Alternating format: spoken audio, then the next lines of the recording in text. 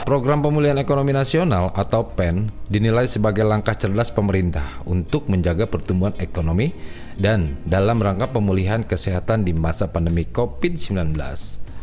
Pemerintah melalui Kementerian Keuangan juga telah melakukan percepatan program PEN dan pemberian insentif untuk mendorong perekonomian di 3 bulan pertama tahun 2021. Dunia kini telah memasuki tahun kedua pandemi COVID-19. Di tahun kedua ini, justru tantangannya menjadi lebih sulit. Hal itu disebabkan mutasi virus corona yang terus berubah hingga lelahnya populasi dunia dalam menghadapi pandemi sehingga mengabaikan protokol kesehatan. Selain masalah kesehatan yang masih terus menjadi hantu bagi masyarakat, perekonomian dunia juga tidak sedikit terkena imbasnya. Di Indonesia saja, pandemi ini telah menyebabkan banyak karyawan yang di-PHK, pemotongan gaji, hingga menurunnya omset penjualan di berbagai sektor ekonomi. Dalam menjawab masalah pandemi ini, sejumlah kebijakan telah dilakukan oleh pemerintah pusat maupun daerah, dan hasilnya bisa dinilai cukup bagus. Pada Pusat Statistik atau BPS mencatat ekonomi Indonesia di kuartal 1 2021 sebesar minus 0,74%. Year on year, pertumbuhan pada 3 bulan pertama tahun ini mengalami peningkatan jika dibandingkan dengan tahun lalu yang sempat terkontraksi di angka minus 5%. Pengamat ekonomi Center of Reform on Economic atau CORE Indonesia Yusuf Randy Manilet menilai bahwa upaya penanganan pemulihan ekonomi oleh pemerintah sudah berada di jalur yang tepat atau on the track. Jika dilihat dari historis, setidaknya perbandingan di tahun lalu memang menunjukkan pertumbuhan ekonomi bergerak ke arah yang lebih baik.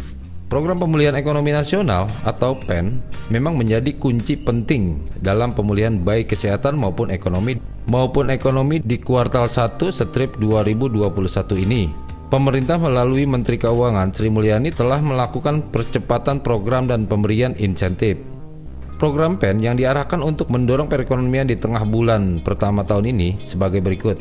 Pertama, percepatan realisasi program perlindungan sosial atau Perlinsos yang mencakup program Keluarga Harapan atau PKH, penyaluran bantuan sosial tunai atau BST, bantuan langsung tunai dana desa atau BLT-DD yang sudah terrealisasi mencapai 16,59 triliun pada bulan Januari 2021.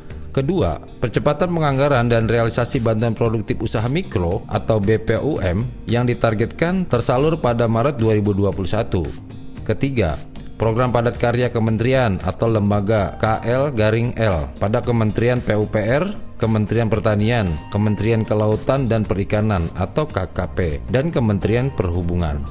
Keempat, insentif pajak penjualan atas barang mewah atau PPNBM, kendaraan bermotor, dan PPN perumahan yang mulai diberlakukan pada Maret 2021 yang diharapkan mampu mengungkit permintaan masyarakat kelas menengah. Kelima, percepatan program vaksinasi tahap kedua untuk menciptakan kepercayaan pada masyarakat. Selain 5 program PEN tersebut, pemerintah juga memberikan fasilitas kepabeanan untuk impor alat kesehatan dan vaksin di tengah pandemi COVID-19.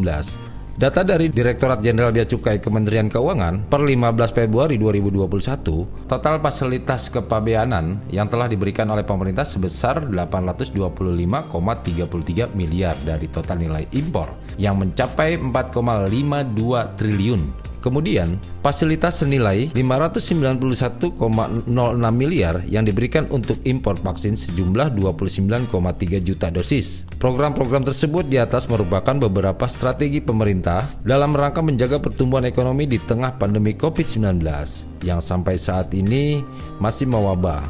Strategi dan kebijakan pemerintah ini sudah seharusnya didukung dan diapresiasi karena semua ini bertujuan untuk menyelamatkan ekonomi kita. Namun, upaya-upaya pemerintah dalam menjaga pertumbuhan ekonomi di masa pandemi seperti saat ini tidaklah mudah karena masih ada sejumlah pihak atau kelompok yang selalu menentang strategi serta kebijakan cerdas pemerintah.